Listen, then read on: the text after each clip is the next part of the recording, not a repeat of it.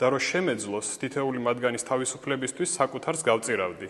არის თუ არა მაინც დავაკონკრეტე, მე გის გარდა ამ სიაში. დააფიქრდეს დედა. არიან თუ არა თქვენს ფრაქციაშიც აქტივი მაგალითად ჰომოსექსუალისტი აქტივისტები. დააფიქრდეს დედა. ისიც როგორ ხდება ნაციონალურ მოძრაობაში კანდიდატების შერჩევა? დააფიქრდეს დედა. აი როგორ ფინანსდება ერთიანი ნაციონალური მოძრაობა, ანუ როგორც ოპოზიციური პარტია. აი დააფიქრდეს დედა. ობამა თუ ტრამპი? დააფიქრდეს დედა. გამსახურდია თუ სააკაშვილი? დააფიქრდეს დედა. პარიზი თუ ბერლინი? დააფიქრდეს დედა.